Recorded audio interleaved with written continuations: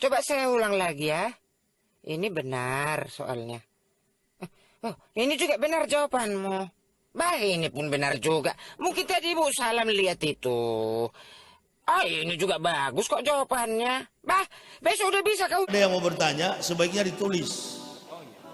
Taruh di kertas, taruh di meja, saya baca, saya jawab. Tapi sekarang sudah terlanjur, silakan Oh bertanya. ya, makasih Ustaz. Alhamdulillah. Yang saya tanyakan, materi strategis apa yang kita sampaikan kepada orang non-Islam, terutama orang Nasrani, sehingga mereka tertarik? Oh, Pertama. Kedua, mungkin ada referensi buku apa yang menjadi referensi yang bisa untuk menambah wawasan dan ilmu. Cukup saja. terima kasih. Injil. Ini pertanyaan bagus. Pertanyaan bagus. Saya jawab ya. Apa kira-kira argumen, gitu ya? Argumen untuk memudahkan orang Kristen itu datang kepada Islam. Nabi SAW, wala tujadilu ahlal kitabi wa ahsan. Jangan berdebat dengan ahli kitab kecuali dengan cara terbaik. Jadi kita sebenarnya dilarang untuk berdebat dengan mereka. Kenapa Nabi larang? Nabi melarang karena tidak boleh kalau bukan ahli. Itu maksudnya. Wala tujadilu ahlal kitab. Tidak boleh berdebat dengan ahli kitab kecuali dengan cara terbaik. Berarti yang bisa melawan berdebat dengan mereka jangan antum. Nah, inilah. Jangan antum orang yang memang muslim yang tidak paham tentang mereka. Sebaiknya yang menantang mereka itu adalah orang-orang yang terbaik dari mereka dulu. Begitu seperti saya. Karena tahu betul kelemahan kafir. Jadi apa pertanyaan kira-kira yang lebih mudah untuk coba kita nonton waktu Zakir Naik berdebat dengan William Kimball. Kemudian Esra Soro berdebat dengan Dr. Sanihu Munir. Terkesan sama kuat. Karena biar bagaimanapun hebatnya seorang muslim yang lahir dari Islam, pasti tidak memahami dua konsep. Konsep teologi dan konsep eklesiologi. Tentang gereja dan tentang rumus-rumus teologi spekulatif filsafat ketuhanan Yesus. Ya, Dengan begitu, dia menyebut kitab Kristen. kita lihat bagaimana si Yahya Waluni sedang jualan tempe dengan memberi bumbu yang diramu dengan begitu lucu dan juga berbahaya. Karena apa? Karena yang mendengarkan ini umat yang tidak paham, ya. Dia menggoreng segala macam kebohongan dan penyesatan. Di situ dia mengatakan bahwa jangan berdebat kecuali dengan ahli kitab. Ya, bilang saja kamu takut, Yahya, ya. Tidak usah terlalu berputar-putar. Dari dulu Anda ditantang sama pendeta, Anda tidak pernah muncul. Anda tidak pernah muncul, cuma berkoar-koar saja terus mengatakan bahwa Anda menantang seluruh pendeta di Indonesia. Siapa yang Anda tantang? Ya, Anda tidak punya kejelasan hidup. Anda tidak memahami Injil, Anda juga tidak memahami Al-Quran. Makanya isi ceramahmu cuma menjelek-jelekan orang lain, memfitnah, segala macam hal yang tidak baik. Itu saja yang bisa selama ini, itu saja yang kau sampaikan terus. Itu yang terus kamu sampaikan. Dan semakin hari, bahkan umat muslim pun perlahan-lahan mulai sadar, Yahya, bahwa ceramah yang kau sampaikan ini ceramah yang tidak bermutu. Ceramah yang penuh dengan unsur-unsur kebohongan. Di dalam ceramahmu cuma banyak maki-makian, penghinaan. Begini orang yang dapat hidayah dari Tuhan. Lalu, begini orang yang mendapatkan kebaikan dari Tuhan. Kebaikan apa yang Anda dapatkan dari Tuhan, Yahya? Ya. Orang kalau mendapat kebaikan dari Tuhan, mulutnya itu penuh dengan kasih. Mulutnya itu penuh dengan kebaikan, bukan penuh dengan hujatan, fitnahan. Oke? Kita lihat lagi ini selanjutnya. pun Injil. Nah, ini. Dia menyebut kitab Kristen pun Injil. Padahal kitab Kristen itu bukan Injil. Kitab Kristen itu adalah kitab yang tersusun atas pemahaman orang ke orang. 200 tahun Isa sudah diangkat, baru kitab itu ada.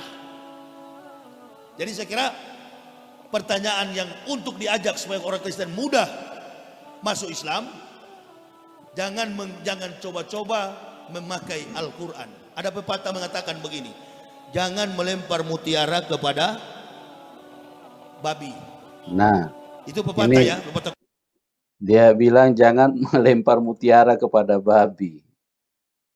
Ini ayat firman Tuhan, Yahya Waloni. Di kitab Anda mana ada ayat yang seperti ini? Ya. Kitab Anda tidak ada ayat seperti ini. Anda ini jadi pintar karena pernah di Kristen.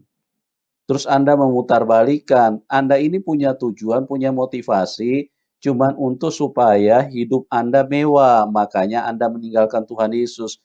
Dan di dalam Kristen pun Anda juga tidak jelas Anda ini sebagai apa dulu di dalam kekristenan. Siapa yang pernah kenal Anda di dalam kekristenan? Nggak ada. Ya, Anda itu bukan siapa-siapa. Itu jangan membuang mutiara kepada babi. Itu perkataan Tuhan Yesus untuk mengajarkan orang-orang menjadi pintar. Nah, kau berkata itu adalah peribahasa. Peribahasa dari mana? Itu bahasa-bahasa kebenaran, Yahya, bukan bahasa yang ada di dalam kitabmu. Ya. Sekali lagi teman-teman Islam ya yang menista kekristenan, yang menista Injil, yang menista kebenaran itu dimulai dari Islam itu sendiri. Ya, jadi kalian harus tahu, jangan cuman menjadi orang yang cengeng, yang sedikit-sedikit berteriak, penistaan, penistaan. Balok di matamu engkau tidak lihat, tapi selumbar di mata orang kalian lihat. Ini kan aneh, kehidupan yang terbalik-balik. Ya, janganlah membohongi orang, jangan menyesatkan orang. Kalau kamu katanya sih mendapat hidayah di dalam Islam, tapi saya tidak tahu hidayah apa yang kamu temukan. Hidayah yang terus menyerang kekristenan. Memang doktrinnya Islam dari sejak adanya Muhammad dan Al-Quran, memang doktrin utamanya itu adalah menyangga ketuhanan daripada Tuhan Yesus Kristus. Ini kan penistaan tingkat dewa ini. Tuhan, semenjak Islam belum ada, tidak ada penyerangan-penyerangan seperti ini. Tidak ada intimidasi atau terus membolak-balikan Injil. Ini nanti kehadiran Islam dan Muhammad baru ada yang namanya pemutarbalikan fakta.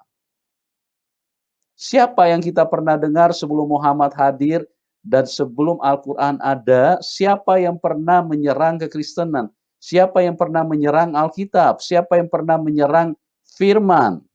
Tidak ada. Setelah Muhammad, Hindu tidak pernah, Buddha juga tidak pernah. Adem-adem aja.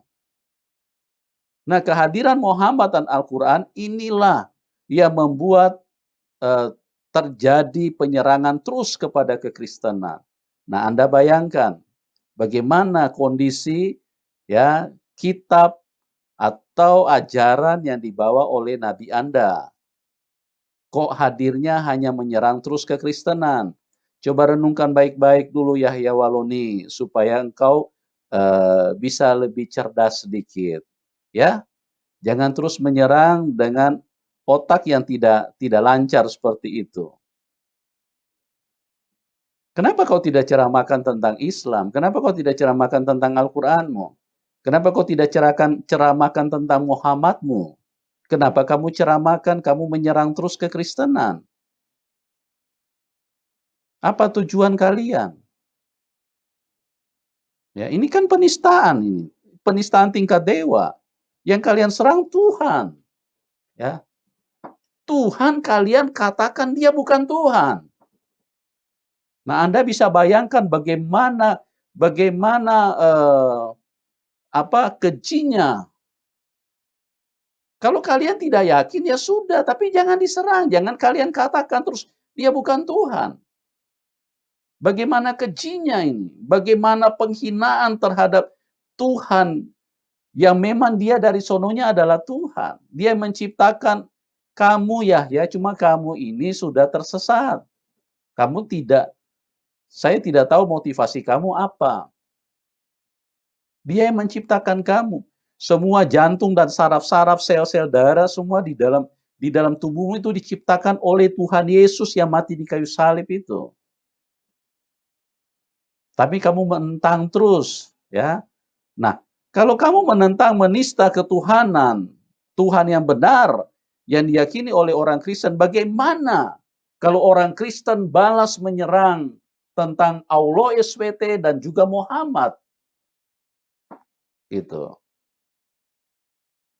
Bagaimana kalau misalnya orang Kristen mengatakan bahwa Muhammad itu bukan nabi? Ya. Kan kalian mengatakan Tuhan Yesus bukan Tuhan. Sama juga artinya bahwa kalian mengatakan orang Kristen menyembah Tuhan yang palsu. Karena bukan Tuhan, disembah sebagai Tuhan. Nah sekarang kalau kita bilang Muhammad itu nabi palsu, bagaimana perasaan kalian gitu loh? Coba lancar-lancar sedikitlah logikamu, lancar-lancar sedikitlah. Kalian jangan terus seenaknya, ya, menista kekristenan. Oke, kita lihat lagi.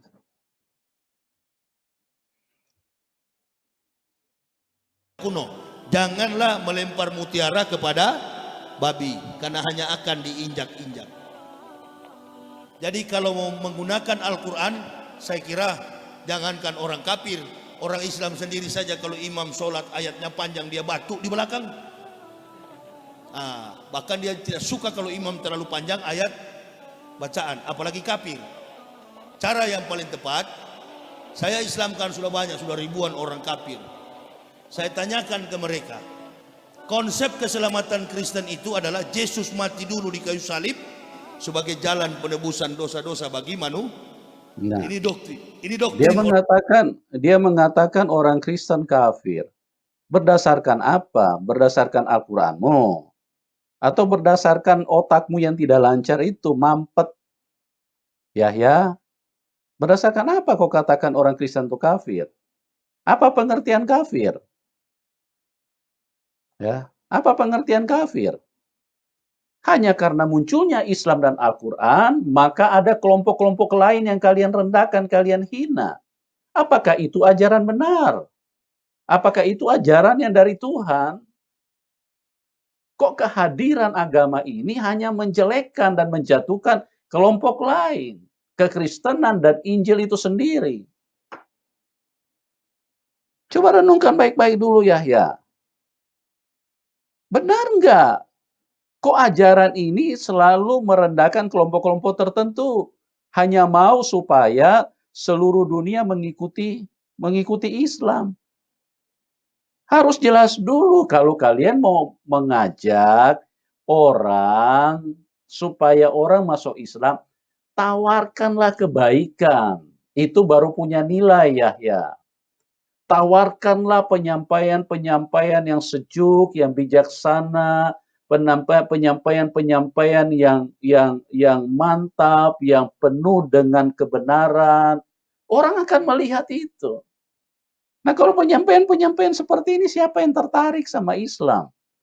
Bahkan semakin terlihat bahwa ajaran ini memang hanya ingin menjatuhkan kelompok-kelompok lain, kekristenan, Alkitab, kebenaran, dan Tuhan itu sendiri kalian jatuhkan terus.